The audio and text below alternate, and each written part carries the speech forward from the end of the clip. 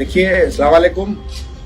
मैं ओखला की आवाम से ये बताना चाहता हूँ कि पिछले तकरीबन 1.5 से 2 साल से जो केंद्र सरकार की सारी एजेंसियां हैं वो पूरी तरह से मेरे पीछे पड़ी हुई है, बहुत परेशान किया है और उनकी ये कोशिश रही है कि मैं किसी भी तरह से इस्तीफ़ा दे दूँ और अरविंद केजरीवाल जी को छोड़ दूँ और उनके खिलाफ गवाही दे दूँ। लेकिन ऐसा मैंने नहीं किया तो आज इन्होंने मुझे गिरफ्तार कर लिया और गिरफ्तारी के बाद भी मैं ये आपसे यकीन दिलाता हूं कि जिस तरह से ओखला का काम हमने किया है वो आपसे वादा करता हूं कि उससे बेहतर तरीके से इंशाल्लाह ओखला की तमाम कॉलोनीज का काम करेंगे। मैं जेल में रहकर भी अरविंद केजरीवाल जी से बात करके सारे काम को कराएंगे। हमारी यहाँ पूरी टीम को हमने जिम्मेदारी दे दी है, वो एक एक गली में एक एक घर घर जा करके लोगों से काम पूछ करके काम कराएगी। परेशान होने की ज़रूरत नहीं है। ये मुझे जेल में कितना भी रखें, कितना भी टॉर्चर करें, ना मैं इनके साथ झुकूंगा, ना टूटूंगा और ना छोड़ कर जाऊंगा। गद्दारी मेरे खून में नहीं है। मैं कल भी अरविंद केजरीवाल जी के साथ था, आज भी अरविंद केजरीवाल जी के साथ हूँ। और जिस वक्त बोर्ड की ये बात करते हैं, जब मुझे ये वक्त बोर्ड मिला था इसकी क्या हालत थी, दिल्ली के सारे लोग जानते हैं ऑफिस की क्या हालत थी, कोई रेवेन्यू देने को तैयार नहीं था। तो मैंने वक्फ बोर्ड में रहते हुए दिल्ली दंगों में मजहब के बुनियाद देखे बिना, चाहे मेरे पास हिंदू भाई आया हो चाहे मुसलमान भाई आया हो, मैंने सबकी मदद की, कैंप लगाने का काम किया और वक्फ बोर्ड में रहते हुए जो मैंने काम किए वो सब उसको जानते हैं।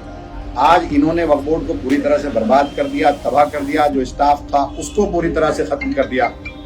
तो बस मैं तो आपसे यही कहना चाहता हूं कि ओखला की आवाम इस बात से मुतमईन रहे कि आपके काम जिस तरह से होते आए हैं वैसे ही होते रहेंगे। जेल में रहने के बाद भी इंशाल्लाह आपको शिकायत नहीं मिलेगी। शुक्रिया। इन्हीं बातों के साथ मैं अपनी बात खत्म करता हूं और आप तमाम लोगों से अपने लिए दुआओं की दरख्वास्त करता हूं। और अगर कोई कमी भी रह गई है इस बीच में, क्योंकि जब आदमी देखिए, अस्सलाम वालेकुम।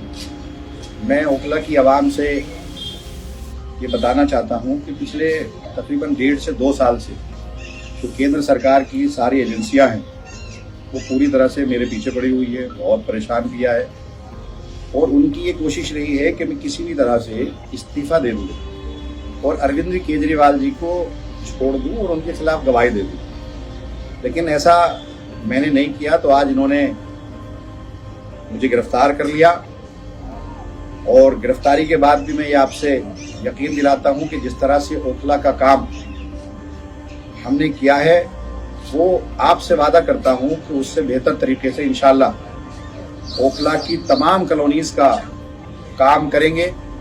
मैं जेल में रहकर भी अरविंद केजरीवाल जी से बात करके सारे काम को कराएंगे। हमारी यहाँ पूरी टीम को हमने जिम्मेदारी दे दी है, वो एक एक गली में एक एक घर घर जा करके लोगों से काम पूछ करके काम कराएगी। परेशान होने की ज़रूरत नहीं है। ये मुझे जेल में कितना भी रखें, कितना भी टॉर्चर करें, ना मैं इनके साथ झुकूंगा, ना टूटूंगा और ना छोड़ कर जाऊंगा।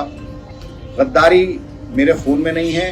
मैं कल भी अरविंद केजरीवाल जी के साथ था, आज भी अरविंद केजरीवाल जी के साथ हूँ। और जिस वक्त बोर्ड की ये बात करते हैं, जब मुझे ये वक्त बोर्ड मिला था इसकी क्या हालत थी, दिल्ली के सारे लोग जानते हैं ऑफिस की क्या हालत थी, कोई रेवेन्यू देने को तैयार नहीं था। तो मैंने वक्फ बोर्ड में रहते हुए दिल्ली दंगों में मजहब के बुनियाद देखे बिना, चाहे मेरे पास हिंदू भाई आया हो चाहे मुसलमान भाई आया हो, मैंने सबकी मदद की, कैंप लगाने का काम किया और वक्फ बोर्ड में रहते हुए जो मैंने काम किए वो सब उसको जानते हैं। आज इन्होंने वक्फ बोर्ड को पूरी तरह से बर्बाद कर दिया, तबाह कर दिया, जो स्टाफ था उसको पूरी तरह से खत्म कर दिया। तो बस मैं तो आपसे यही कहना चाहता हूं कि ओखला की आवाम इस बात से मुतमईन रहे कि आपके काम जिस तरह से होते आए हैं वैसे ही होते रहेंगे। जेल में रहने के बाद भी इंशाल्लाह आपको शिकायत नहीं मिलेगी। शुक्रिया। इन्हीं बातों के साथ मैं अपनी बात खत्म करता हूं और आप तमाम लोगों से अपने लिए दुआओं की दरख्वास्त करता हूं। और अगर कोई कमी भी रह गई है इस बीच में, क्योंकि जब आदमी